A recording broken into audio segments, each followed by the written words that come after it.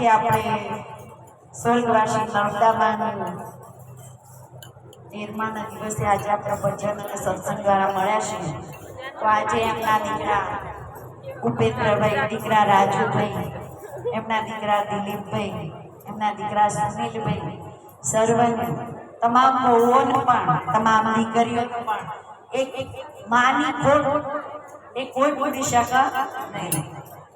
એ માની ખોટ કોઈ પણ કહેવત છે કે ઘોડે સવારી બાપ મરજો પણ દળના દળથી માં ક્યારે મળશો નહીં. ગમે તે ટાઈમે ગમે તે સમયમાં પણ જોજો ચલાય નહીં, બોલાય નહીં, પણ ઘરની અંદર માં બેઠેલી હોય ને ત્યાં સુધી આપણને ઘર ભર્યું ભર્યું લાગે.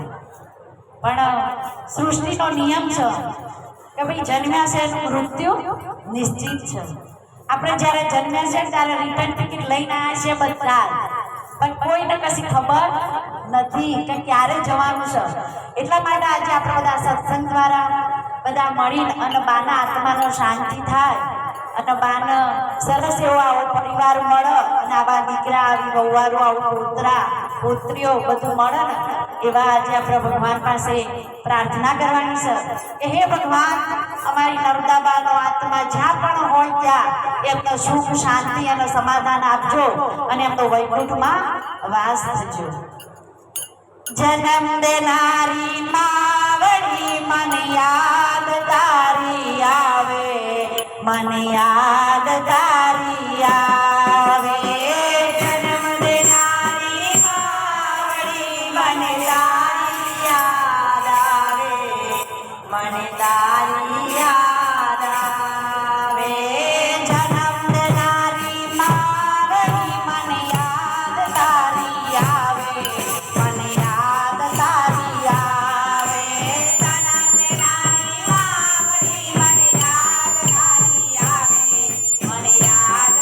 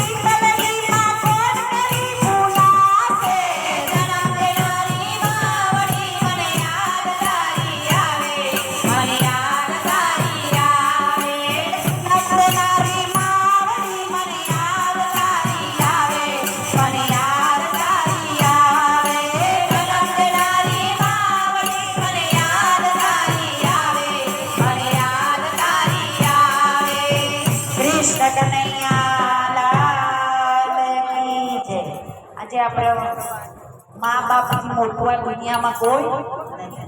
આજે આપણે ગમે તે છીએ પણ મા ને બાપ અને મા એમાં તો કેવું હોય, દીકરા ફરવા ગયા હોય, ગમે તે ઓફિસે ગયા હોય, નોકરીએ ગયા હોય, પણ મારી મમ્મી કે મમ્મી કયો ગઈ, મા કયો ગઈ, તરત એટલે માનો પ્રેમ છે ને, અને મા અને બાપનો પ્રેમ એ અદ્ભુત છે આ દુનિયાની અંદર. અને સંતોના મહંતો પણ કહે છે કે માતૃદેવો ભવ, અતિથિ દેવો ભવ. ભગવાન પહેલા પણ મા બાપ આવે છે, અને જો મા બાપને ઠુકરાઈએ ને તો ક્યારેય આપણો બેડો પાર થશે નહીં. એટલે આજે આપણે જોઈએ ને, આજ પૂજાણા કાલ પૂજાશે